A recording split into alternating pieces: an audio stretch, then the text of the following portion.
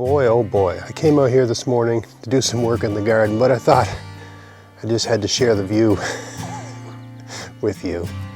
I don't know why, but lately I've had a tough time getting myself out here in the early hours to work. But today I'm so glad that I dragged myself away from the computer, put the coffee down, and came out here to do some work. Let's get some work done. Hey, it's early August 2012 and I'm out here in the garden doing some work with these carrots. I got a bed of carrots growing here, and for me this is a really good time to start thinning carrots.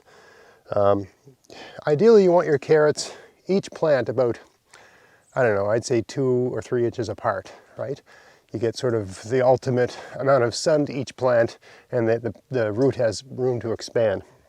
And of course I never plant them that far apart. I basically oversow my carrots because carrots can be tricky to get to germinate sometimes. Sometimes it works out like this year. All my carrots germinated no problem at all. The easiest year ever. But it's not always like that. It doesn't always come off without a hitch. Yeah, I tend to oversow them and then just thin them back later. And if you wait to thin them, you know, when the carrots are small, like, 6 inches long, 5 inches long, that sort of thing, and all the carrots I grow are the sort of long tapering kind. I don't tend to grow the short fat ones. I've done that, but I like the long tapering ones. I just like them. You get more carrot per carrot. With those, you can harvest them when they're 5-6 inches long, but they're going to keep growing, and if they got the space they need, they can be nice big fat carrots, and those are the ideal ones for storage, right? But this time of year, because they're shorter, you can harvest them and eat them, right? So it sort of works out perfect. And I'm also doing a bit of weeding here. So this bed, I already worked that side of the bed a week ago, and then I told myself, Greg, this is good material. Make a video out of this. So I'm simultaneously weeding while I harvest, because there's the odd weed here. Also, these carrots were never properly mulched, so there's that. Anyway, this is about the size of the ones that I'm pulling right now. I'm just pulling all these, right? Gonna put them in the fridge. Don't wash these when you store them, right? Wash them when you're about to eat them. That's any root vegetable. You dust the dirt off a little bit, but when you wash them, it sort of messes up the skin. So they store better if you just put them in a brown paper bag, stick them in the bottom of your fridge, and use them as you need them, right? But these are nice, a good 6 inches, like my hand. Look, my hand span's 9 inches apart, right? That's about 6 there, right? Okay, so this is a really good time to thin them, because you're not wasting carrots. You've still got, plenty of carrot left. So I'm thinning them down to about 2 inches apart. The thinning activity does disturb the carrots a bit, but and I'm just using the tops as a mulch for the. I pulled 2 by mistake, but I'm using the carrot tops as a mulch. Okay, let me just bring and they're all decent size, I have to say, no complaints. Right, a little bit of weeding as I go, of course, in between the rows. Let me bring the camera in a bit closer and I'll show you exactly what I'm doing here.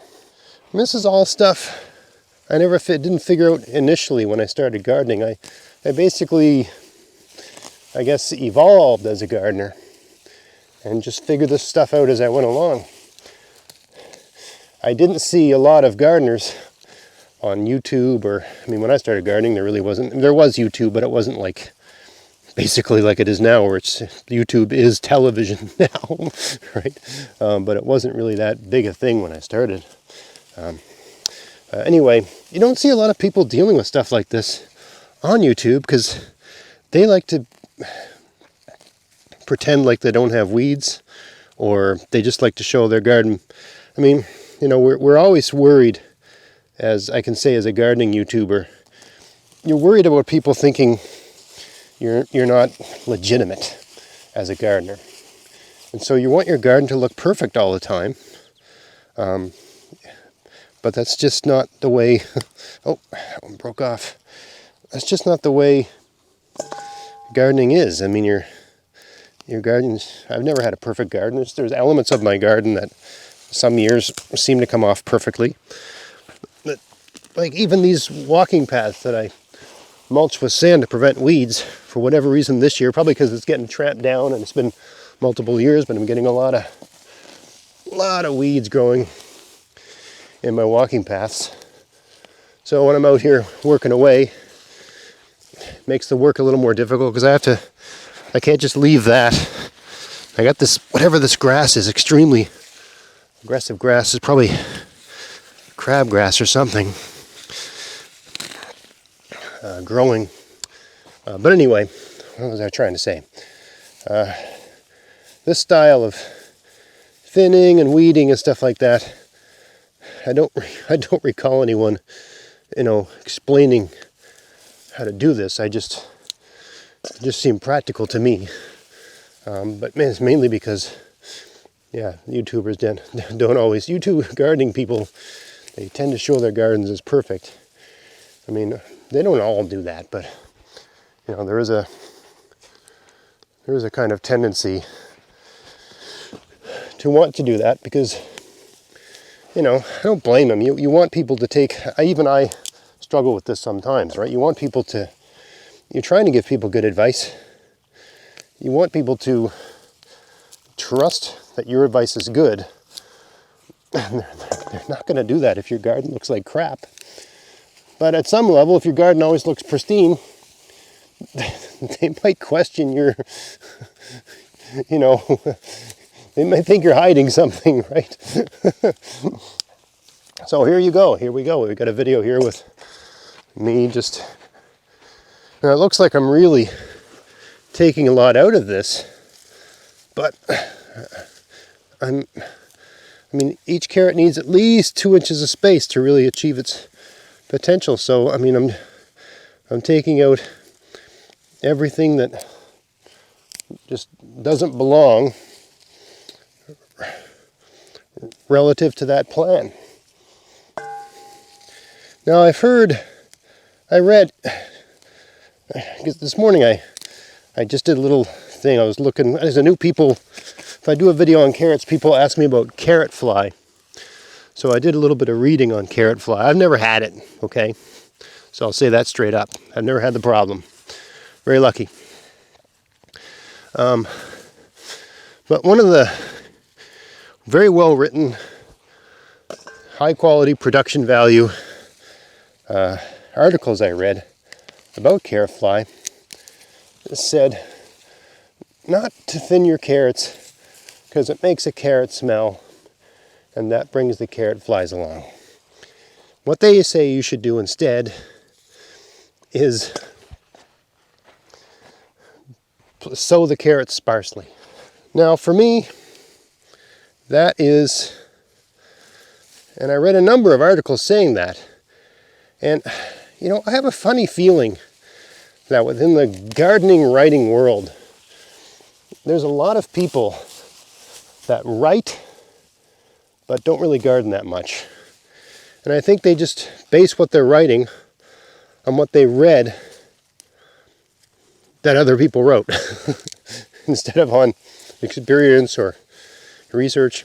And sometimes these people might have a credential, like they're a master gardener or something like that.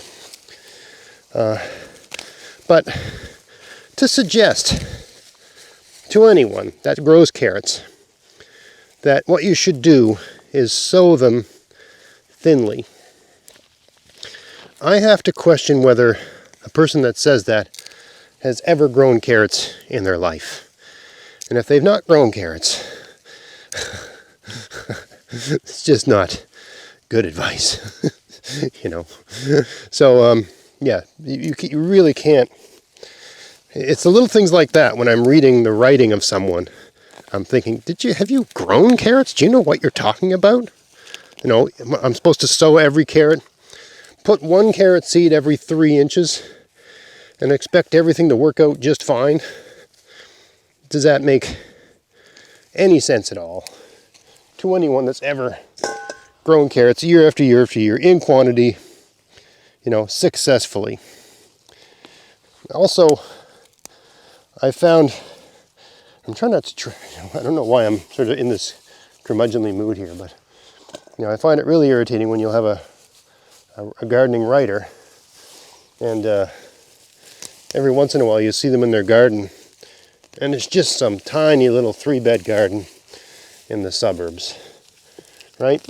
And it's just like, there's no way you could have amassed the kind of experience you need to give good advice gardening in that tiny garden. You just wouldn't have the volume of success and failure. I mean, you can read all day about gardening, and I do. I'm a voracious reader. I have guest authors on my channel, but you have to weigh what you're reading against experience. You got to do it. Look at that one. That's a good one. You got to do it. You got to be out there with your hands in the soil, right? And really can't. It's very difficult to grow carrots successfully without sort of overseeding them. And that means at some point, if you want to get good, big, fat carrots, you have to thin them. You just gotta. There's no way around it. There's a nice one too. Yeah. So, to go back to the carrot fly thing, I've never had it, so I can't give the best advice. But, there's, from what I've read, there's 2 times a year. Basically, it's not the fly that does the damage. The fly lays eggs, and the eggs have a kind of maggot, and the maggot goes into the carrot and messes it all up, right? So it's that maggot that's the problem. Well, yeah. So the way to prevent that is to either, spray your carrots with some sort of pesticide at the time of year when those flies are active and laying their eggs. So you basically kill the eggs, or cover it with a row cover, right? One of those fine coverings you put over plants, right? Cover it.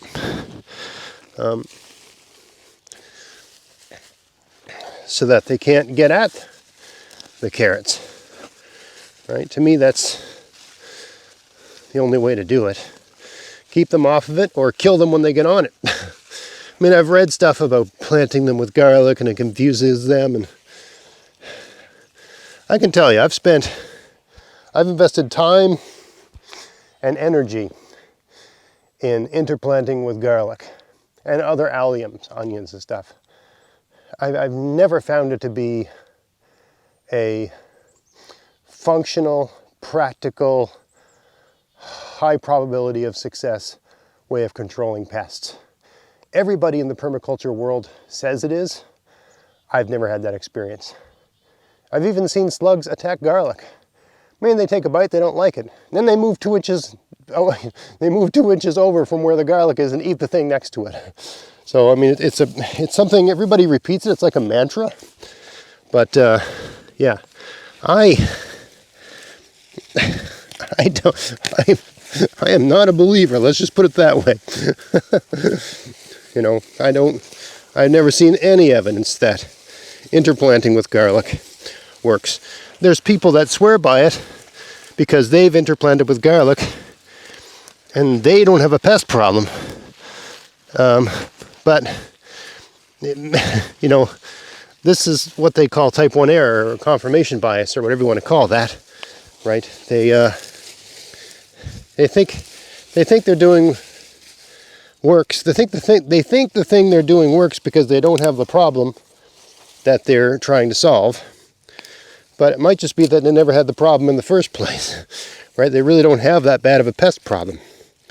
So, the interplanting they think is solving a pest problem, but it's really not a problem. It's a problem they don't have. So it's not really solving anything. It just appears to be. It would be like if I put some sort of liniment on my knee every day and said, hey, I don't have arthritis on my knee because I use this liniment when, like a rub. But I think it's preventing, right? Let's say I think that the liniment is preventing arthritis. But it might just be that I don't have arthritis. And so there's nothing to prevent. I don't have that problem. So I'm buying this liniment year after year thinking it works, when in fact, I just don't have that problem. And then I tell my friends who have arthritis, hey, I use this blah, blah, blah liniment and I don't have arthritis. You should use it too. And I'm giving them terrible advice because I don't have the problem they have. And I find a lot of pest advice is like that. People are giving advice on how to deal with pests, but they don't really have a pest problem, right? They think they're doing something that they think prevents the pest, but they don't really have a problem in the first place. But they think the thing they're doing is working. It's just one of those things, right? So, it's not like people are necessarily, it'd be wrong to say people are lying, but I just don't think they fully understand, what they're dealing with. Anyway, I'm just about done here. So that's my take on it. You got to thin, that's another thing a lot of permaculture people say. Oh, you don't need to thin. Everything the soil has all this, the soil's loose and everything just moves aside and everything finds space. And this is, I'm a permaculture gardener. At least I think I am. I didn't go to any permaculture school, but I don't think you need to. I think that's ridiculous. These are all things people say. It's almost like, it's like a claim to piety. Like, they say, well, I don't need to thin my carrots. They all find space because my soil's so soft and loose. It's not a problem. And that might be the case, but in general, I have soft, loose soil.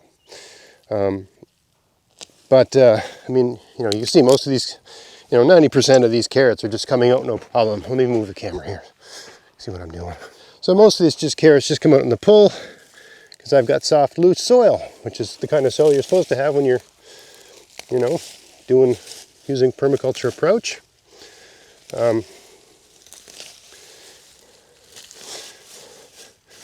But still, regardless of that, if you don't thin your carrots, you're not going to get big carrots. It's just, anyone that, I can't speak to all cases, okay?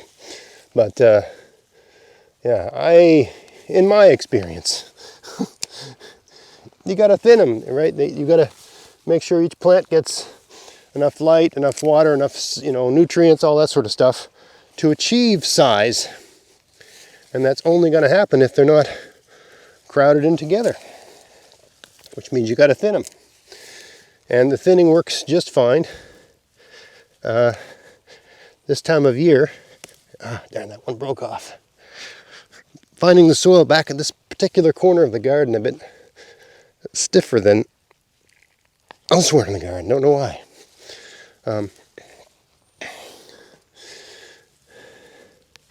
Now, some people are going to say, well, what does it matter? Can't they just all be small? Why do they have to be big? I'm just trying to think of all the things people will respond to the things I'm saying here. Sure, they can all be small, but the large carrots store better.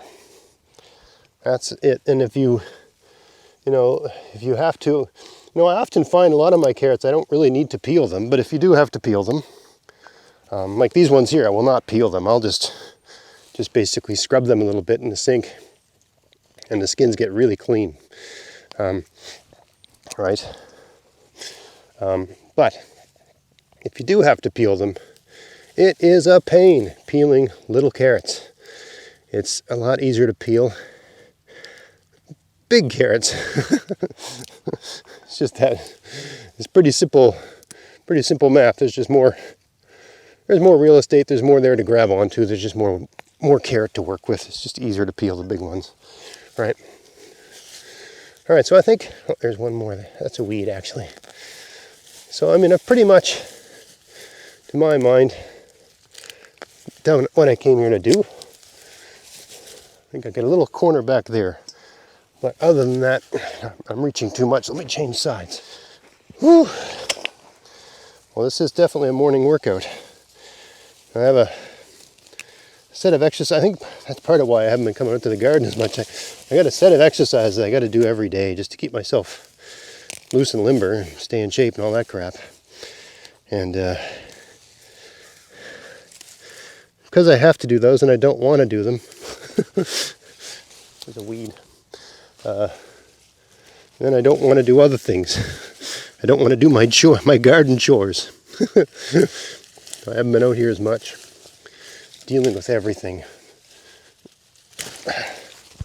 I mean, it's amazing what you can achieve in a garden when you just come out and give it 10, 15 minutes, 20 minutes a day. I mean, that's the difference. That really is the difference between, someone who has an excellent garden and someone who has just a big mess and has a sense of failure. It's 10, 15 minutes a day difference. So this garden looks like it's been just destroyed. But in a few days, it'll recover from this trauma I've subjected it to. The other thing of getting down in here, I can see weeds, so I can really deal with weeds. I mean, pretty much, there's another one I missed. Pretty much pulled every, I think I've got almost every weed I can see. All right, so this garden looks like someone had a party in it now, but it's now set up for success. Looks like someone just, had a rodeo, or what's it called, square dance in this thing. But it'll work now. Anyway, thinning carrots makes a lot of sense. If you want to have nice big carrots for storage, thin your carrots. If you're worried about carrot fly, use a row cover after you do that, or blast them with some sort of pesticide. When they're laying their eggs, like the Safer Zendol that I use a pesticide that has a minimal environmental impact, something that you can live with ethically. Or if you don't care, just use whatever. Okay, no judgment here, right? That's not the point of this channel. So, I hope you found that video interesting. We had a bit of a rant, we had a bit of a, discussion, but hopefully you took away something from that conversation. Don't forget to check out my podcast, maritimegardening.com. Check out my weekly column at maritimegardening.substack.com, www.maritimegardening.substack.com. If you want to see gardening articles written by a gardener with a garden and experience. All right, anyway, until next time, get out there, get at it, have fun in your garden. Thanks for watching. Hey folks, guess what? I've started a newsletter at maritimegardening.substack.com. I'll be putting out one article a week. That's 52 articles a year. The articles expand on ideas that I mention in my videos and podcasts. And every article has a read aloud option, so you can just listen to me read it if you're busy doing something else.